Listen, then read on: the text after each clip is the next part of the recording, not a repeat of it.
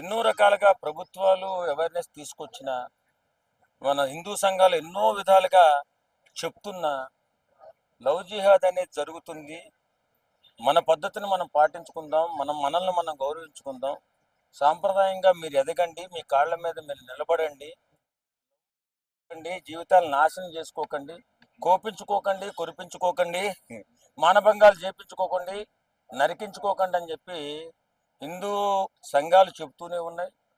అలాగే ప్రభుత్వాలు ప్రభుత్వాలే కాకుండా షార్ట్ ఫిల్మ్ రూపంలో కానీ, సినిమా రూపంలో కానీ ఎన్నో విధాలుగా లవ్ జిహాద్ అనేది ప్రబలిపోతుంది, ఆడబిడ్డలు జాగ్రత్త అని చెప్పిన ఈ గాడిదలకి బుద్ధి లేదు. ఏం చెప్తాం మరి?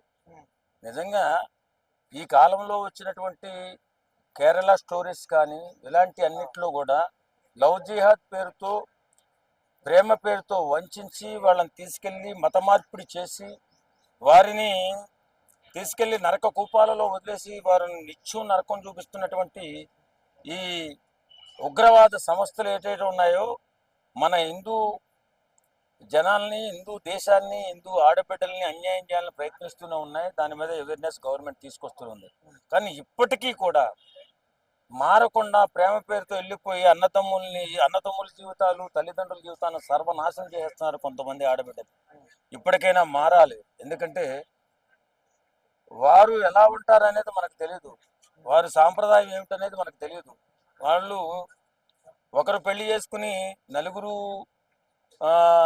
తో కాపురం చేయించే సాంప్రదాయం ఏదో ఉందని చెప్తుంటారు. అది ఎంతవరకు కరెక్టో మనకు తెలియదు. కానీ అయినా అలాంటి వారితో మనకి ఏం పని? ఇప్పటికైనా గుర్తిరగాలి కదా. ఇప్పుడుకైనా మెయిన్ థింగ్ ఏంటంటే రీసెంట్ గా శివాజీ గారు ఆడవాళ్ళ డ్రెస్సింగ్ గురించి మాట్లాడితే అది పెద్ద కాంట్రవర్సీ చేశారు. లైక్ అనసూయ కావచ్చు, చిన్మయి కావచ్చు. సో ఇప్పుడు రీసెంట్ గా యూట్యూబర్ అమ్మాయి వైష్ణవి కావచ్చు, ఇట్లా చాలా మంది చనిపోతున్నారు. మరి ఆడవాళ్ళు చనిపోయినప్పుడు ఎందుకు వీళ్ళందరూ రియాక్ట్ అవ్వట్లేదు అంట? అవ్వరండి. ఎందుకంటే బాధపడితే గానీ బోధపడదని చెప్పేసి, బాధపడినప్పుడు 2 రోజులు మనలాంటి గగ్గోలు పెట్టడం తప్ప, వద్దమ్మా ప్రేమలొద్దు, భవిష్యత్తు ప్రణాళికలు చేసుకోండి, చక్కగా చదువుకోండి, జీవితాన్ని నిర్మించుకోండి అంటే ఆ మాటలు, మంచి మాటలు చెవికెక్కువ. వాడేదో మాయ మాటలు చెప్తాడు, మాయ మాటలో పడి అక్కడ కులం లేదు, మతం లేదు, జాతి లేదని ఏదో గొప్ప గొప్ప మాటలు చెప్తాడు. చెప్పినప్పుడు ప్రేమే నిజం అనుకుని వెళ్ళిపోతారు. వెళ్ళిపోయి నరక కుప్పంలోకి వెళ్ళిపోయి వాళ్ళతో చంపబడుతున్నారు. అయితే ఈ అమ్మాయిని పెళ్లి చేసుకునే ముందే ఇంకా ముగ్గురుతో పెళ్లి అయితే అయినాయని చెప్తున్నారు. ముగ్గురితో కాదు, వాళ్ళ సాంప్రదాయం నలుగురితో పెళ్లి కూడా చేసుకోవచ్చు. వాళ్ళ ఇష్టం, వాళ్ళకి ఉన్న సాంప్రదాయం అది, మనం కాదనలేము. ఈ గాడిదలకు బుద్ధి ఉండాలి కదా, బుద్ధి జ్ఞానం ఉండాలి కదా. మన వల్ల మన అన్నదమ్ములు ఎంతమంది సఫర్ అవుతున్నారు, మన తల్లిదండ్రులు ఎంతమంది బాధపడుతున్నారు అనేటటువంటి జ్ఞానం ఉండాలి కదా. ఏమో ఎందుకు అర్థం చేసుకుంటలేదో, ఎందుకు ఆలోచించట్లేదో. ఇప్పుడు మంచి వ్యక్తి మన జీవితంలోకి వస్తే బాగానే ఉంటది, కానీ అందులో ఎక్కువ పర్సెంట్ వాళ్లే ఉన్నట్టుగా తెలుస్తుంది కదా. మనం కళ్ళారా చూస్తున్నాం, చెవులారా వింటున్నాం. కళ్ళు పోలేదు, చెవులు పోలేదు, గుడ్డువాళ్ళు కాదు కదా మీరు. ప్రేమ పేరుతో ఎందుకు వెళుతున్నారు? వెళ్ళి వేళ బోరుమని ఎడితే ఎవడు సమాధానం చెప్తాడు దానికి? ఇప్పుడు ఇన్ని రకాలుగా సినిమాలు తీస్తున్నారు, ఇన్ని రకాలుగా అవేర్నెస్ ప్రోగ్రామ్స్ పెడుతున్నారు. ఇలా లవ్ జిహాద్ అని మన దేశం మీద విషం తింటున్నటువంటి పాకిస్తాన్ దేశస్తులు ఎన్నో విధాలుగా ఎంతో డబ్బులు ఇచ్చి వాళ్ళని, యువకుల్ని ఇలాగ హిందువుల్ని ప్రేమించండి, ఒక్కొక్క వర్గానికి ఒక్కొక్క రకం రేటు నిర్ణయించి వాళ్ళని పంపిస్తున్నారు. వాళ్ళని తీసుకెళ్లి పాకిస్తాన్ లాంటి దేశంలో వేశ్యా కొంపలకి విక్రయించేస్తున్నారు అని చెప్తున్నా అర్థం కాలేదు ఈ పనికి మాలిన గాడిదలకి. ఏం చేయాలి మరి? ఆడబిడ్డని ఎంతో గౌరవంగా చూసుకుంటాం, కానీ ఇలాంటి పనులు చేస్తుంటే మరి తిట్టాలనిపిస్తుంది ఒక్కోసారి. అంటే మొన్నట్లోనే బంజారాస్ ఇష్యూ అయింది ఎలాంటి లవ్ జిహాద్ పైన. కరాటి కళ్యాణ్ గారు కూడా దీనిపైన అదే సోషల్ మీడియాలోకి తీసుకొచ్చారు. తెలిసిన తర్వాత కూడా మళ్ళీ అదే చేస్తున్నారు. అదే జరుగుతుంది. ఎందుకు, ఎక్కడ ఏ లోపం జరుగుతుంది? ఇక్కడ ప్రభుత్వాలు చాలా కఠినంగా నిర్ణయాలు తీసుకోవాలా. ఎందుకంటే ప్రేమనే తప్పు కాదు, కానీ ప్రేమ పేరుతో వంచి మన దేశాన్ని అస్థిరపరచాలనేటువంటి ఆలోచనలో ఉన్నటువంటి పాకిస్తాన్ లాంటి దేశం ఎప్పుడూ కూడా మన దేశం నాశనం అయిపోవాలని కోరుకుంటున్నటువంటి పాకిస్తాన్ దేశస్తులు ఇక్కడ ఉన్నటువంటి ముస్లిం యువకులను ఎర్రగా వేసి ఇలాంటి దారుణాలకు పాల్పడుతున్నారు. ఇవన్నీ కూడా మన వాళ్ళు చెప్తూనే ఉన్నారు. అయినా సరే ఆడపిల్లలు ఇంకా మాయలో పడిపోయి, ఆ మత్తులో పడిపోయి, వాళ్ళ చేతుల్లోకి వెళ్ళిపోయి వాళ్ళ జీవితాలను నాశనం చేసుకుని అన్యాయం అయిపోతున్నారు. ఇప్పటికైనా మారండి. అంటే నా అబ్దుల్ మంచోడు అని చెప్తున్నారు, సంవత్సరం కూడా తిరగక ముందే బ్రీడ్ కేసులు దొరుకుతున్నారు కదా. మరి అంతే, అబ్దుల్ మంచోడే, ఇషాడు మంచోడు కాదని ఎవడన్నారు, కానీ మంచోడుగా నటిస్తారు. నటించడానికి వాళ్ళకు ఒక పేమెంట్ ఉంటుంది, ఖచ్చితంగా తీసుకెళ్లి జీవితం నాశనం చేయడానికి ఒక పేమెంట్ ఉంటుంది. కాబట్టి ఆడబిడ్డలు జాగ్రత్తగా ఉండాలా. లవ్ జిహాద్ పేరుతో మన దేశాన్ని కబళించాలని ప్రయత్నిస్తున్న పాకిస్తాన్ లాంటి దేశాలు మన మీద విషనాగుల వలె తిరుగుతూ ఉన్న ఈ యువకుల్ని ఎరగా వేసి మన ఆడబిడ్డల జీవితాలు నాశనం చేస్తున్నారు. తప్పనిసరిగా మీరంతా కూడా అప్రమత్తంగా ఉండాలి. మీ జీవితాలు మీరు బాగు చేసుకోవాలి, మీ కాళ్ళ మీద మీకు నిలబడాలి, ఆర్థికంగా బాగుండాలి ఆడబిడ్డ అనేది కోరుకోవాలి. ఇప్పటికైనా మించిపోయింది లేదు. రాబోయే దారుణాలని జరగకుండా ఆపాలని చెప్పి మనస్ఫూర్తిగా కోరుకుంటున్నాను.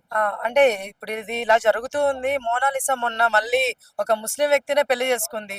చాలా మంది తనని తిట్టారు కూడా, ఎందుకు అలా చేసుకున్నారు, ఇది నిజమో కాదు అని చెప్పేసి ఏదో సర్టిఫికేట్లు అయినా బయట కూడా పెట్టారు. దీని గురించి మీరు ఏమనుకుంటున్నారు?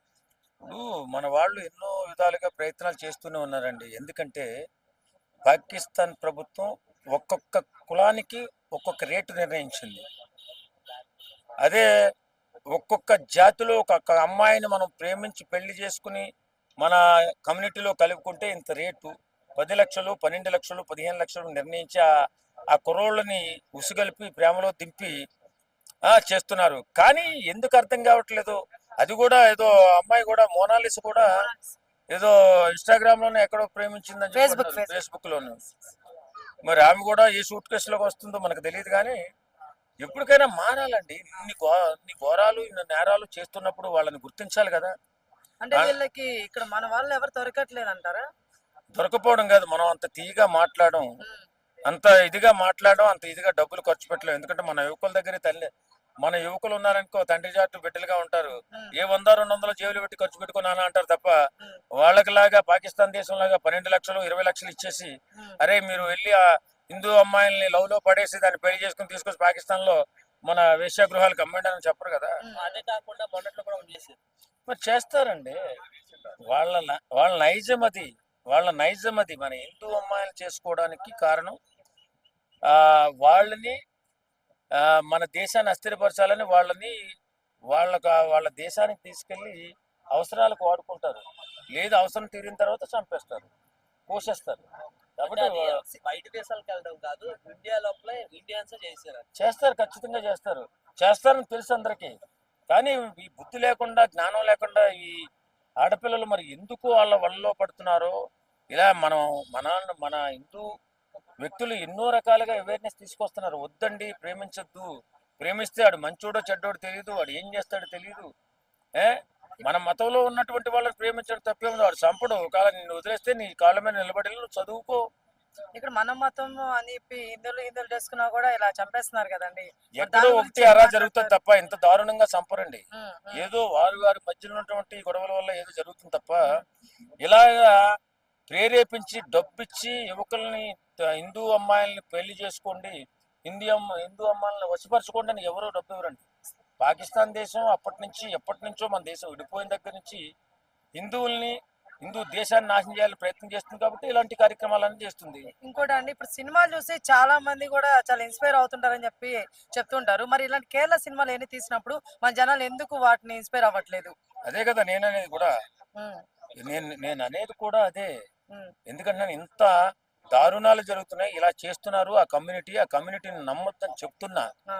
మళ్ళీ ఆ కమ్యూనిటీలోకి వెళ్ళి మళ్ళీ నేను అన్యాయం అయిపోయాను, నన్ను నలుగురు మానభంగం చేశారని ఓర్మని ఎడితే ఎవడు సమాధానం చెప్తాడు? మాలాంటి వాళ్ళు చెప్తున్నాము, చాలా మంది చెప్తున్నారు ఆ కమ్యూనిటీలోకి వెళ్ళకండి. వాడు ఎవడు మంచోడో తెలియట్లేదు, ఎవడు ఉగ్రవాదో తెలియట్లేదు, ఎవడు దుర్మార్గుడో తెలియట్లేదు. ఖచ్చితంగా మీరు జాగ్రత్త వహించాలి అని చెప్తున్నా. వెళ్ళి వాళ్ళకే, ఎందుకంటే వాడు అలా ప్రేరేపిస్తాడు, డబ్బులు అలా ఖర్చు పెడతాడు, మంచి బట్టలు అలా వేసుకుంటాడు. ఎందుకంటే వాడికి ఆర్థికంగా ఆ దేశం తరపు మనుషులు సాయం చేస్తారు కాబట్టి.